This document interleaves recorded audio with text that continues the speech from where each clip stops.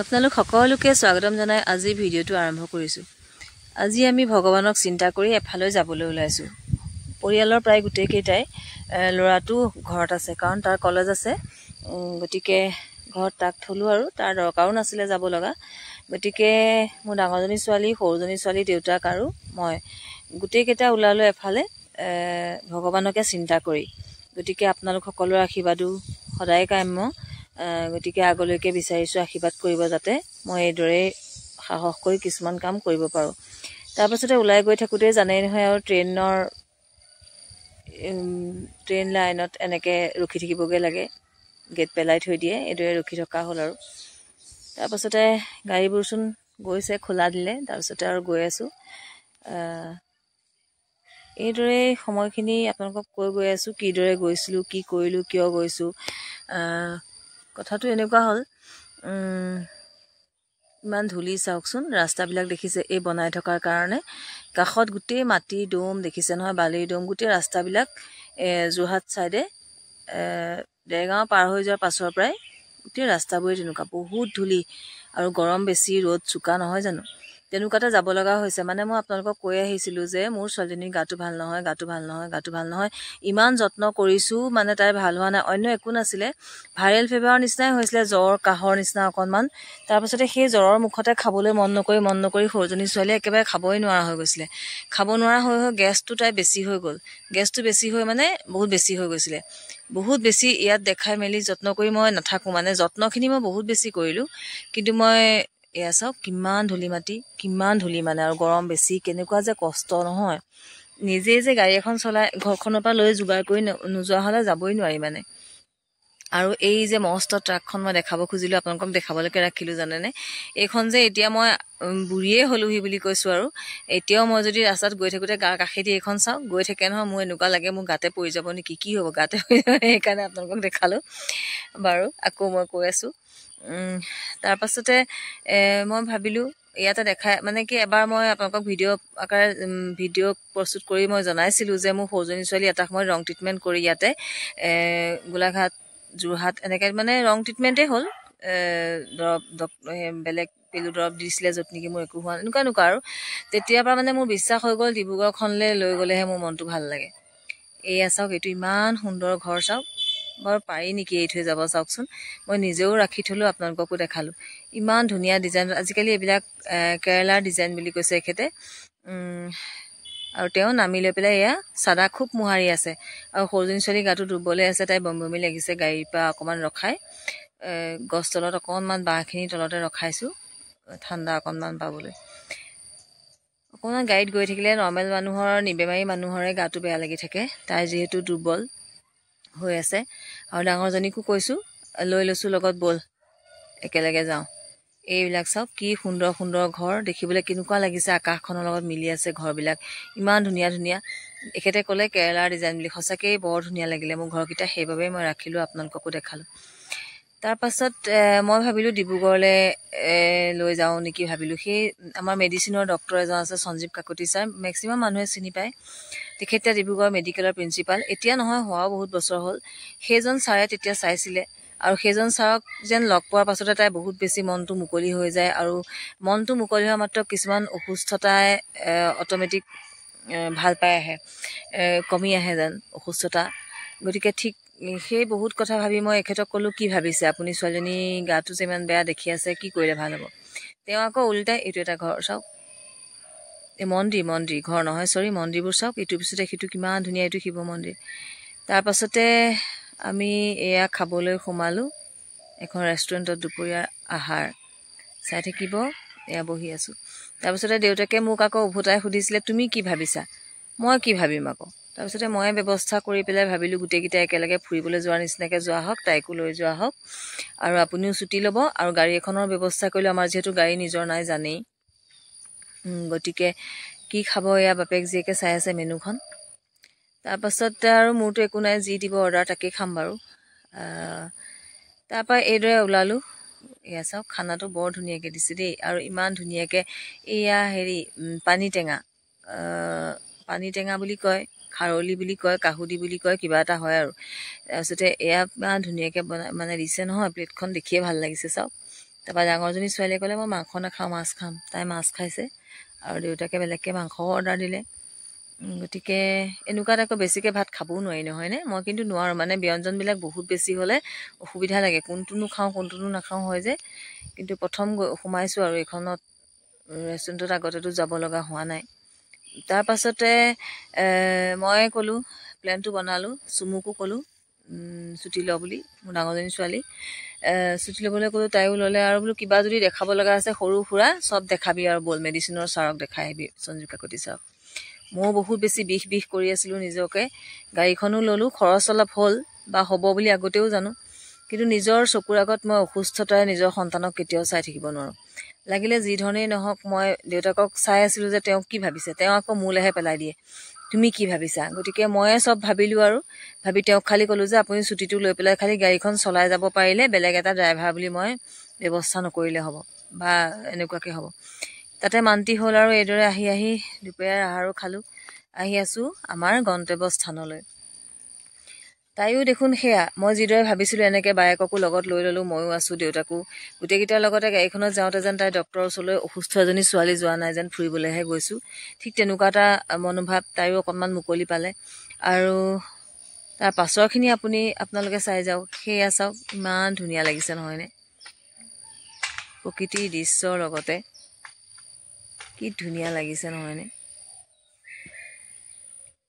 গাড়ীখনৰ পৰা লাহে লাহে যিমান দূৰৰ পৰা পাৰোঁ এনেকৈ অকণমান ডিব্ৰুগড় ৰেডিঅ' চেণ্টাৰৰ চিন অকণমান এয়া বাহিৰৰ পৰা পাইছোঁহি আৰু ডিব্ৰুগড়ে পালোহি। আৰু আজি ৰাস্তাটো অকণমান বেলেগ ফালে আনিছে, বাছত গ'লেতো আমি বেলেগ ৰাস্তাইদি যাওঁ, গতিকে কিছুমান বস্তু দেখা নাপাওঁ, প্ৰায় বাছতেই আহোঁ। গতিকে বৰ সুন্দৰ লগা কিছুমান দৃশ্য নিজেও উপভোগ কৰিলোঁ আৰু এইদৰে ৰাখিলোঁ আৰু আপোনালোককো দেখালোঁ। আৰু এই যে বাঁহজোপা নহয়নে, একদম মিহি মিহি পাতৰ বাঁহ গছজোপা, বহুত বেছি ভাল লাগে চাইডে চাইডে, মানে বহুত বেছি ধুনীয়াকৈ আছে। আৰু মন্দিৰসমূহ,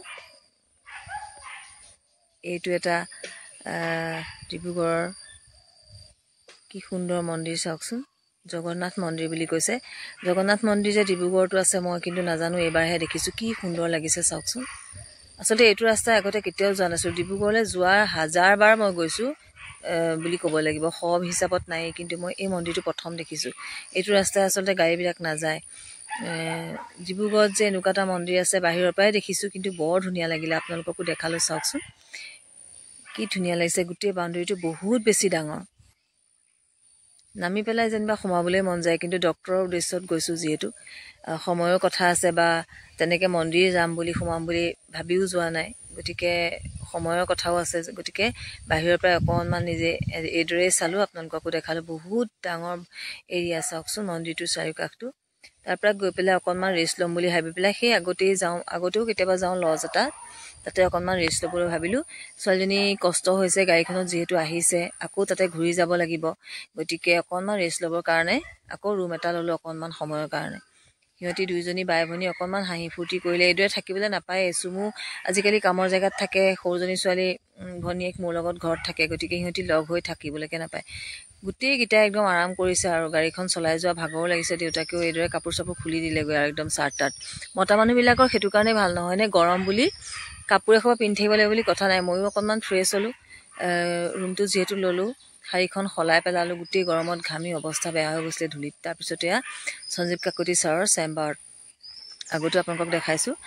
আৰু এই ছাৰজনৰ ওচৰলৈ গ'লেই যেন তাই ভাল পাই যায়, মানে ছাৰে দৰৱ দিছেহে, অথোন খোৱাই নাই তাই, কিন্তু ভালেই হৈ গ'ল। তাৰপাছতে আমি গোটেই তিনিওজনীয়ে দেখালোঁ চাওক, চুমুৱেও দেখালে, ময়ো দেখালোঁ, মোৰ বিষবিলাক দেখালোঁ। চুমুৰ এলাৰ্জি এটা আছিলে, হাঁচিয়াই থাকে, সেইটোও দেখাবলৈ ক'লোঁ। আৰু সৰুজনী ছোৱালী গোটেই সোপা 3খন প্ৰেছক্ৰিপশ্যন চাওক দেখুৱাই গোটেই দৰৱবিলাক ল'লোঁ, মানে এনজয়ো হ'ল নহয় জানো, দৰৱো হ'ল, ডক্টৰকো দেখালোঁ আৰু ভালো লাগিলে নহয় জানো। তাৰপাছতে ভাবিলোঁ আজি চাহেই খোৱা নাই, তাৰপাছতে চাহ অকণ খাবলৈ বুলি সোমালোঁ এখন হোটেলত, কিবা এটা চাহ খাবলৈ ল'লোঁ আৰু ভাল নহয় পিছে মিঠাইটো খাবলৈ, বৰ বেছি মিঠা, মই আকৌ নাই খোৱা সেইটো দেই।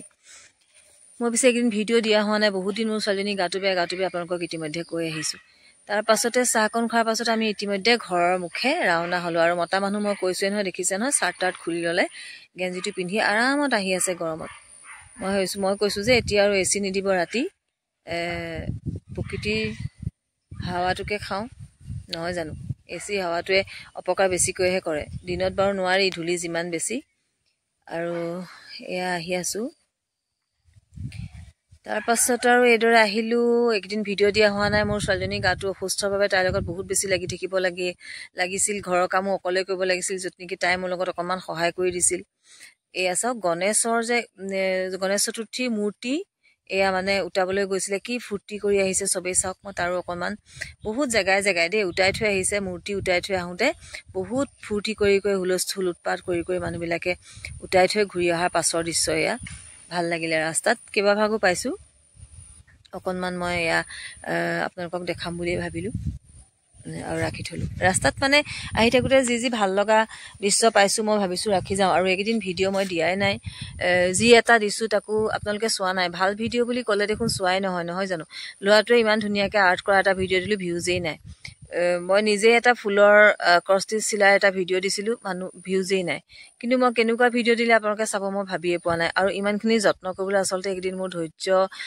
একোৱেই নাই নোহোৱা হৈ আছিলে যিহেতু মই ছোৱালীজনীৰ লগত লাগিছোঁ ঘৰখনৰ কামত লাগি আছোঁ সেইবাবেই একেবাৰে আজি আৰু ওলাইও গৈছিলোঁ উদ্দেশ্যটো যদিও ডক্তৰৰ ওচৰলৈ যোৱা তথাপিতো আৰু লাইটখিনিয়ে সৈতে চাওক কি ধুনীয়া লাগিছে নহয়নে ৰাতিৰ আন্ধাৰত আহিও ভাল লাগিলে ৰাতিত মানে ৰ'দটো নাই যিহেতু গৰমটো নাই অলপ গৰম আছে গ্লাছকেইখন খুলিলত আহিব পৰা হৈছে আৰু গাড়ীখন যিহেতু ভাড়ালৈ নিছোঁ গতিকে ৰাতি থাকিম বুলি নাভাবিলোঁ ভাড়ালৈ নিছোঁ আৰু আকৌ আজি উভতি অহাৰ পিছত ঘূৰাই দিব লাগিব সেইবাবে নাথাকিলোঁ আৰু লগালগ যে উভতি আহিব লাগিব সেইবাবে অলপ সময়ৰ কাৰণে লজটো ল'লোঁ তাৰপিছতে ৰাতিৰ আহাৰ এয়া খাবলৈ এখন হোটেল বিচাৰি ধাবা বিচাৰি গুগলত চাৰ্চ কৰিছে পোৱা নাই ডাঙৰজনী ছোৱালীয়ে কৈছে পাপা হাবিলৈকে সোমোৱাই লৈ যোৱাচোন গাড়ীখন মানে গুগলত এনেকুৱা এটা ওলাই আছে 2 কিলোমিটাৰ আছে 3 কিলোমিটাৰ আছে এনেকুৱা দেখাই আছে কিন্তু সেই ৰেষ্টুৰেণ্টখন ইতিমধ্যে পোৱাগেই নাই ধাবাখন মানে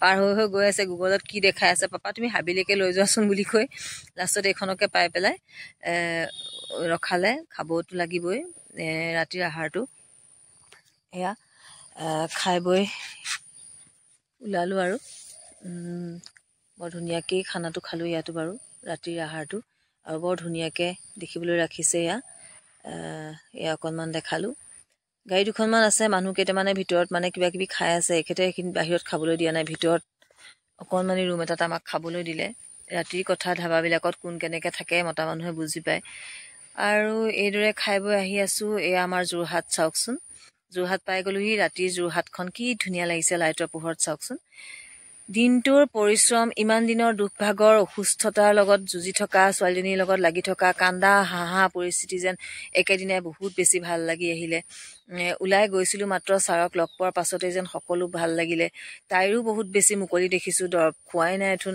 ডাঙৰজনী ছোৱালীও সেই এলাৰ্জি এটা হৈ আছিলে হাঁচিয়াই থাকে অনবৰত এলেগ্ৰা কিবা কিবিবোৰ খাই থাকে এলাৰ্জিৰ বস্তুবিলাক গতিকে ছাৰৰ হতুৱাই এটা কোৰ্চ কৰাম বুলি ভাবিলোঁ আৰু ময়ো বিষৰ বাবে দৰৱ লৈ আহিছোঁ কিন্তু মোৰ যে বহুত বেছি কষ্ট লাগিলে কাৰণ গাড়ীখনতে বহি ভৰি বিষ যিহেতু আচলতে অসুখীয়া মানুহ গৈছোঁ বুলি ভাবি নগ'লোঁ এইদৰে মই বহুত বেছি বিশ্বাস কৰোঁ মোৰ ক্ষেত্ৰত মই আগতেও কৈছোঁ আপোনালোকক যে মই সামাজিক মাধ্যমত থাকিবলৈ লোৱাৰ পৰা মই বহুত বেছি মানসিকভাৱে সুস্থ হ'বলৈ ল'লোঁ গতিকে মই বেমাৰক বেমাৰ বুলি ভাবি বেমাৰীৰ নিচিনাকৈ ওলাই নগৈ ফুৰিবলৈ যোৱাৰ দৰে ব্যৱস্থাটো কৰিলোঁ দেউতাকো ওলাই গ'ল গোটেইকেইটা ঘৰত থাকিলোঁ একেলগেই গ'লোঁ গতিকে ইটোৱে সিটোক বুজি পোৱাও হ'ল নহয় জানো যে কোন কামতনো কি কামতনো ইমান দেৰি হৈছে প্ৰশ্ন এটা কৰিব লগা নাথাকিলে কাৰণ ইটোৱে সিটোক আমি দেখি আছোঁ আমি কিহত ব্যস্ত গতিকে সেইদৰে ওলাই গ'লোঁ ভালো লাগিলে পইচাখিনি কিন্তু গ'ল বহুতখিনি পইচাই খৰচ হয় কিন্তু সেই পইচাখিনি সাঁচি থৈনো কি কৰিম বা কওকচোন যদি সন্তানেই চকুৰ আগত ভাল হৈ নাথাকে শান্তিয়ে